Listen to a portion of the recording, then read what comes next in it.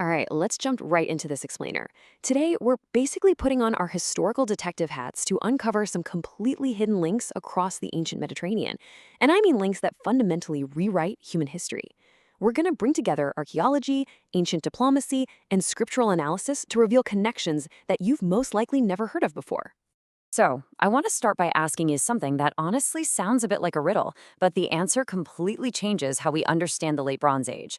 What could possibly link the legendary Mycenaean Greeks, the mighty Hittite Empire of Anatolia, and the prophet Joseph, or Yusuf, from the biblical and Quranic traditions? It sounds like they belong to totally different universes, right? But as you'll see, the ancient Mediterranean was way more intertwined than we ever imagined. Here's the roadmap for our investigation today. First, the Ahhiyawa mystery. Second, a world of great kings. Third, Yusuf and the Hyksos. Fourth, Yusha in the Aegean. And finally, rewriting the Bronze Age. Let's get into it. Section 1. The Ahhiyawa mystery, identifying the Mycenaeans. Okay, let's get our geographical bearings right off the bat. Check out this narrow interface between the Aegean Sea and the Anatolian coast. For nearly a century, scholars pored over these late Bronze Age Hittite texts, constantly reading about this powerful state called Ahhiyawa, located just across the water. Notice how incredibly close those western islands are to the mainland. The Hittites were dealing with a massive maritime power literally right on their doorstep. For the longest time, historians kind of assumed Mycenaean Greece was just this fragmented patchwork of independent palaces, places like Mycenae, Pylos, and Thebes. But modern text analysis and archaeology, they flip that idea completely on its head. The Hittite records actually describe Ahhiyawa as a massive, unified entity capable of projecting serious military power into Anatolia for centuries. So we aren't just looking at isolated cities here. This was a unified great kingdom, pulling the strings all across the Aegean. Moving on to Section 2, a world of great kings, diplomacy in the international age. Look at this table for a second. What's absolutely wild here is how the Hittites formally recognized the ruler of Ahhiyawa. They're listed as a great king. That elevates them to the exact same diplomatic status as the giant empires of Egypt and Babylon. The Late Bronze Age was, it was essentially an ancient VIP group chat. These rulers called each other brother, they sent these lavish prestige gifts, arranged marriages, and communicated using specialized scribes writing in Akkadian. To make it onto this list meant Ahhiyawa was, without a doubt, a true global superpower. And tracing this timeline over 2 centuries, you can really see Ahhiyawan power just consistently growing. In 1400 BC, they're making military incursions. By 1300 BC, you've got the same as Tabalgalawala letter, showing the Hittite king actually pleading with his Ahhiyawan counterpart as a total equal. They ran a deeply connected, highly sophisticated diplomatic network across the sea, right up until the whole system came crashing down during the Bronze Age collapse around 1200 BC. All right, Section 3. Yusuf and the Hyksos, a linguistic detective story. Now we're going to pivot over to Egypt to look at a really fascinating hypothesis from the SNBL manuscript.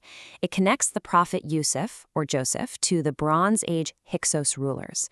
And here is where the linguistic detective work comes in. The Quran refers to the ruler during Yusuf's time strictly as al-Malik, meaning king, or al-Aziz.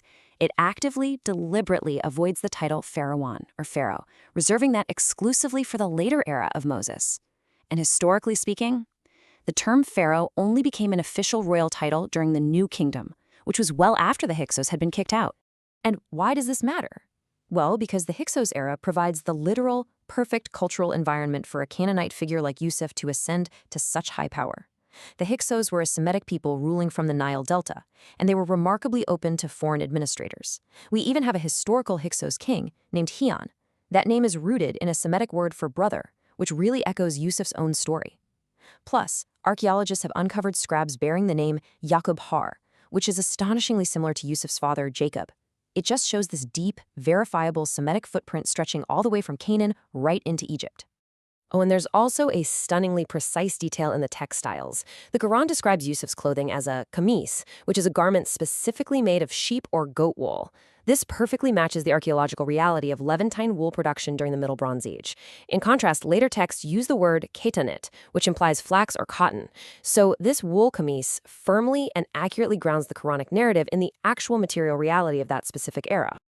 On to Section 4, Yusha in the Aegean, expanding the narrative.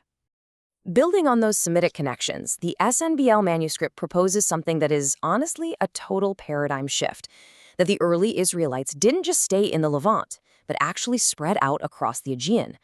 The text proposes connecting the Quranic and biblical figure Yusha, that's Joshua, to a specific figure in the Hittite archives known as Ahhiyawa, or Atsarsha. If that's true, it implies this shared, monotheistic Bronze Age civilization spanning Greece, Anatolia, and Palestine.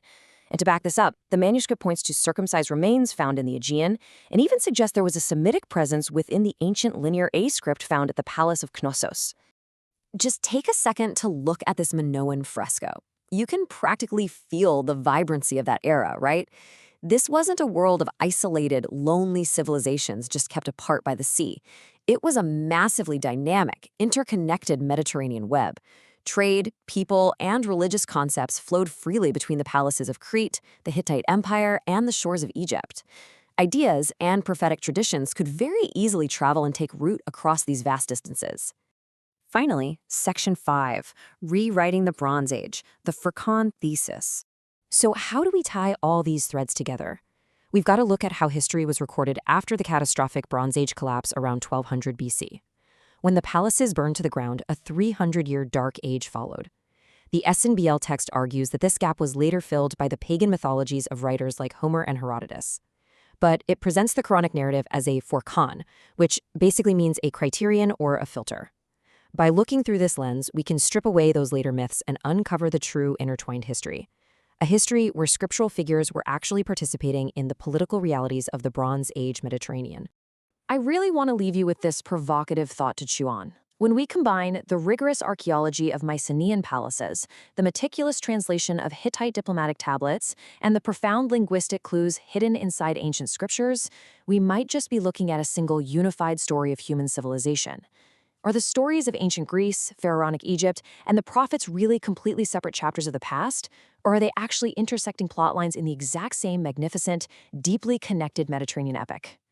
I genuinely hope this explainer has given you a whole new lens through which to view the ancient world.